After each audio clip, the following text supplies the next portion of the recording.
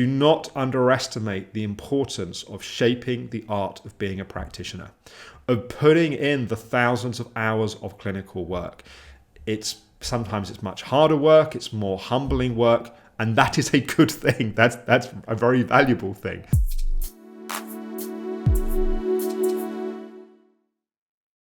So welcome to Flourishing Friday. Flourishing Fridays is where I share tips and guidance primarily targeted at practitioners. So whether you work as a psychology practitioner, functional medicine or nutritionist, you're a medical doctor, a body worker, my kind of intention is to provide tips, strategies, kind of musings, I guess, from my own professional practice and work. But I think the feedback seems to be that these sessions are also helpful for people that are trying to figure out really how to be in the world in a more healthy, sustainable way. For this week's episode, I wanted to talk about the art of being a practitioner. I am enormously passionate about the work that I do. And I'm also very passionate about helping cultivate and develop practitioners into being the very best and most effective version of themselves as a practitioner. Be that through students on the therapeutic coaching practitioner training program, or be that the practitioner teams here at the Optimum Health Clinic.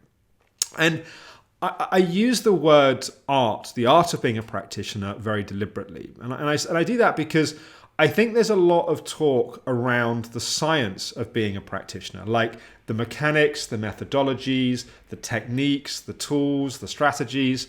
And all of that stuff is obviously enormously important.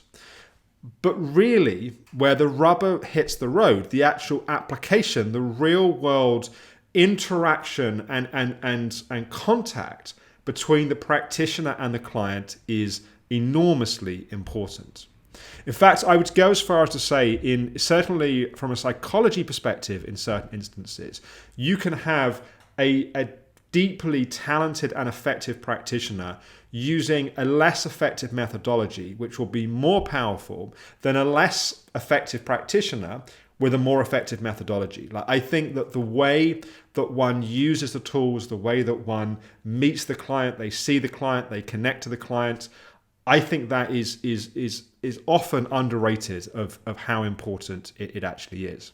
And I was guilty of this idea of putting tools, techniques, strategies, information ahead of the kind of the art and the contact early on in my career, because I think inevitably when you start out, what you've got is lots of information. And I started working as a practitioner. I saw my first paying clients when I was 22 years old. In fact, I think I was just turned 22 when I started working as a practitioner. And that was a whole other story, which I guess I'll cover at some point on this series. But I didn't have lots of experience in the art. What I had was enormous amounts of information. And part of the problem was, how do I organize and use which information with which people in which way at which time? And so I kind of overemphasized, I think, the use of content and theory.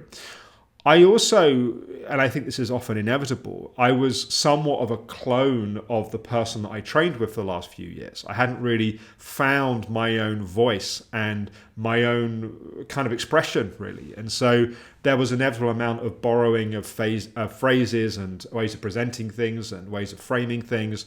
And I think that's fine, and that's often healthy at the starting point. But we really have to cultivate and shape our own voice, the kind of the art of being ourselves when we're with somebody. And even if we're doing that in a kind of information heavy way where we're working as a functional medicine practitioner, and a lot of what we're doing is kind of figuring out what's happening, why it's happening, choosing supplement programs and kind of dietary changes. And that can be quite a cerebral process. But you just have to look at the power of the research on placebo to realize that the way that we present information has an enormous impact. Placebo is the single most researched drug in the history of medicine, because almost every drug that gets a license gets measured against placebo. And in some cases, placebo is really effective. And interestingly, if a placebo is prescribed by a doctor in a white coat, it's more powerful than a doctor that's not in a white coat. If the placebo is an injection, it's more powerful than just taking a tablet. So a lot of this, the way that we interact, the way that we present, has an enormous impact. And always a sure sign for me of a practitioner that's kind of hiding behind lots of kind of layers of it's not quite ego, but kind of layers of trying to kind of impress and kind of show how clever they are is when you see whole walls of certificates. And the really important certificates take years to get. And so when you see like 20 certificates, it's kind of like, well, how valuable really is that?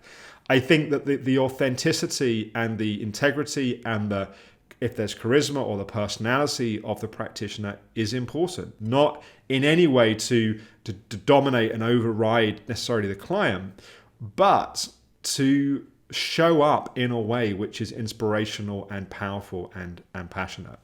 And I think like any art, you have to just work at it. It's like the more experience that you get, the more people that you work with, the more you find your voice, the more you get the feedback on what works, what doesn't work.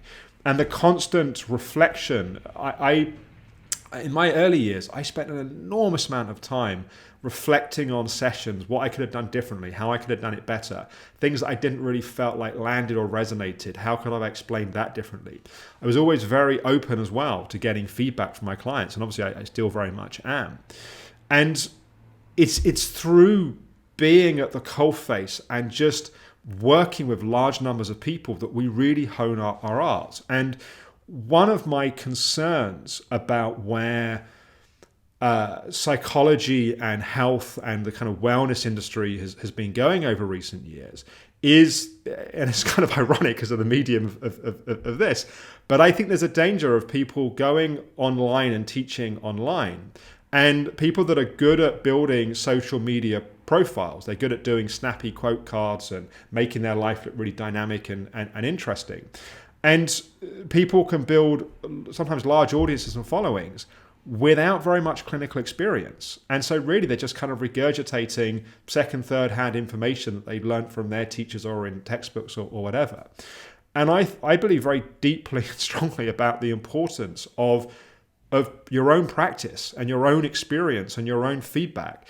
And often when people don't do a lot of clinical work, you can also see it in their statements. They make sweeping statements that are full of assumptions, or they're overly confident in the work that they do. And that's because they're not day after day working with people which are showing them the limitations of what they do.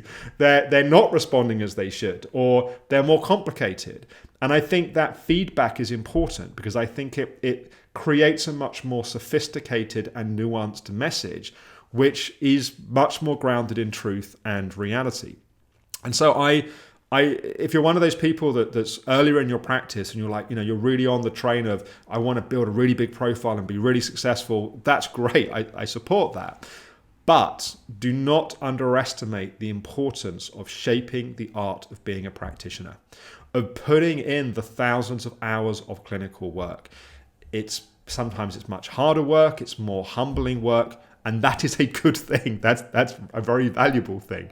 Some of the feedback on the Reset series of videos that's been going out over the last week, and I've been very grateful for that feedback, has been how clear and refined and well presented the information is. And as I say, I appreciate that. The reason why I like to think I am quite clear at teaching that information is I've done it thousands of times. And that's not an exaggeration. I've literally done it thousands of times.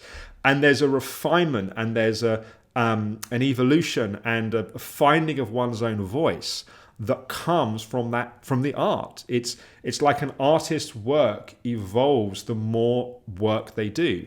And if they paint one drawing, from time to time, then the work doesn't really change. It's the kind of endless repetitiveness of practice.